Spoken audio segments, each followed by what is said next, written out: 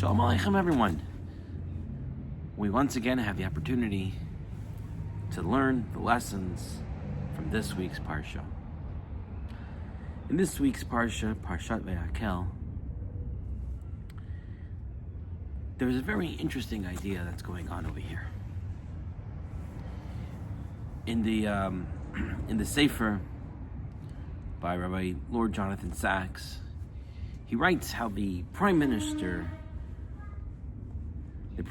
of England, Tony Blair, once had a conversation with Rabbi Sacks.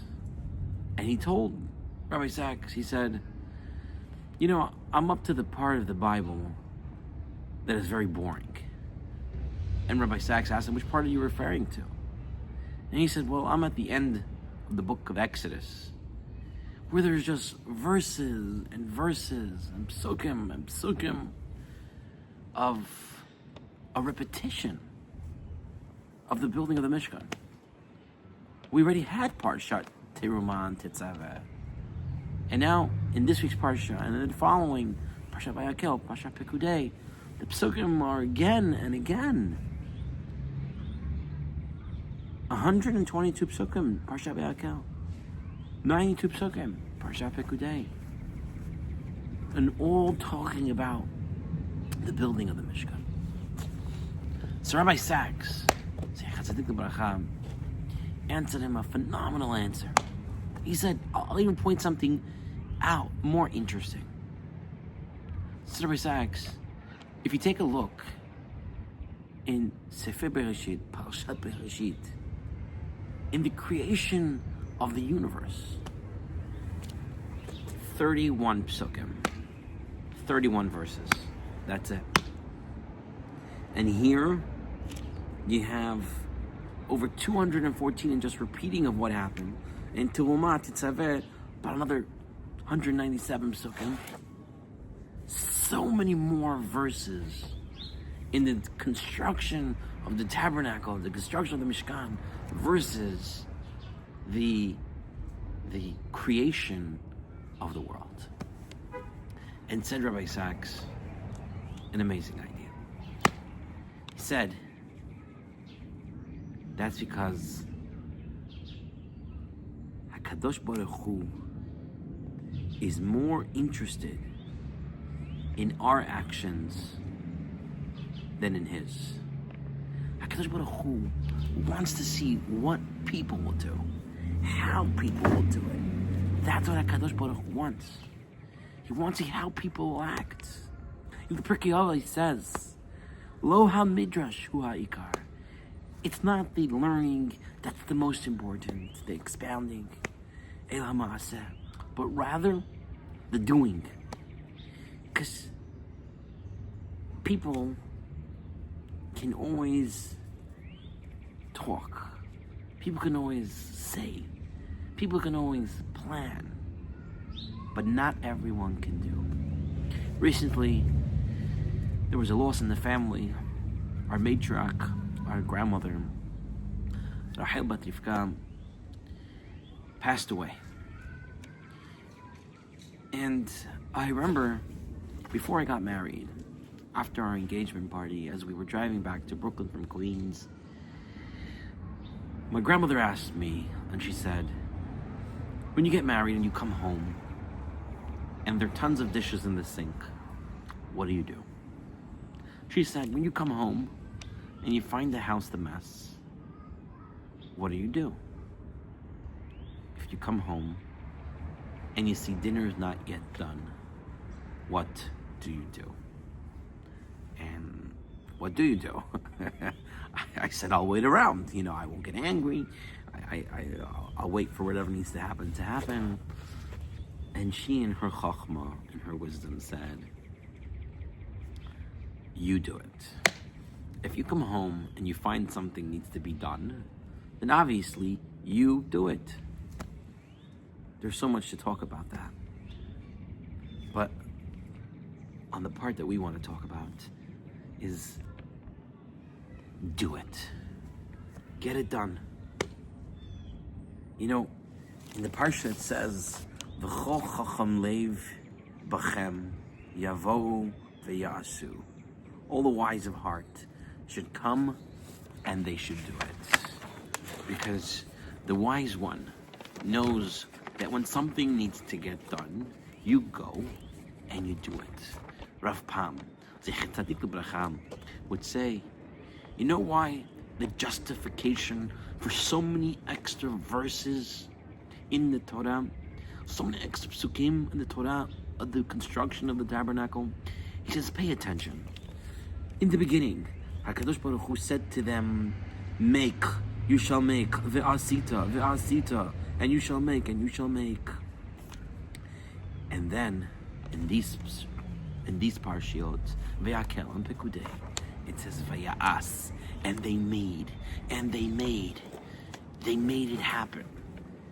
There's so many people have so many good plans. Every Rosh Hashanah, we're changing, we're going to do better, we're going to do so much better. This year is going to be different. I have a plan to write a book, and I have a plan to put out a sefer, and I have a plan to make cassettes, and I have a plan to do so many different things. But do they actually happen? This in itself is the greatest lesson. Ve'asita, you should make ve'ya'as, and it was done. That's an amazing lesson. Rav Galinsky, in his Sefer V'Higadata, tells us a famous story. The story of the grandma who is very poor, and she has all these kids and grandkids at home. And somehow, she's able to get an egg. And she comes home, and the kids are so happy. They saw an egg. They had an egg. They were going to have breakfast. They were going to eat. And the grandma tells them, no, children, let's think about this. You're not going to eat it. We're going to find a hen, and we're going to put it underneath the hen, and this will hatch, and then she'll have more chicks and more eggs, and we'll have them hatch, and we'll have more chicks. And like, oh, then we'll have chicken to eat, the kids say. She says, no. The hen will lay eggs for us, and we'll be able to get eggs every day, and we won't eat the eggs either. The hen will hatch them, and then they'll produce chicks that will grow, and we'll have a flock of chickens. And she said, we're not going to eat them either. And then we'll grow them into a generation of hens. Then we'll sell the chickens, and we'll buy a small calf. We'll raise it until it's fully grown into a cow. It'll give us some milk, and it'll produce more cows. And then they'll plow for us and plant, and we'll do all these things, all because of this one egg. And the children's eggs were shining. They forgot about their hunger. They were all excited, all dancing around. And guess what? The egg that the grandma was holding falls and cracks. And that was the end of the plans. Because if you don't do something right away, and you just have plans and plans and plans, nothing is going to be. The lesson here is to do. There's in the Navi we have that David HaMelech calls to Natan HaNavi, and he tells Natan HaNavi, I have a palace, but Hashem doesn't have a Beit HaMikdash, he doesn't have a house. I would like to build a Beit HaMikdash. Natan HaNavi says, great idea, go for it. That very night, Natan HaNavi gets a prophecy, gets a nevuah. Hashem tells him, go now to David. Go now to David HaMelech. And tell him that he's not the one to build it. Why does he have to go that night? And Rashi tells us, you know why? Mahirhu. David is the man who does things fast. When he asked you to build the Mikdash, he already had plans, he already had the blueprints, he already had everything. He's now going and doing it, and if you don't go right away, the Beit HaMikdash is going to be built by tomorrow morning. Because it's not just David HaMelech is a vayas, he's already making it done. That's the way that we're supposed to do. Tzadikim omrim me'at ve'osim harbe. Chazal tell us, tzadikim, they don't talk a lot. They get the job done. This, Rabotai, is the lesson, one of the lessons that we can learn from so many extra psukim, with seemingly extra psukim that are found in the Torah. It's interesting that when Benayo, the general of Shlomo HaMelech, needed to find the Shamir warm, he had to capture the king of the demons, Ashmedai. And as they were coming back to Shlomo HaMelech, they passed by a fortune teller. And people were lining up to hear their fortunes told.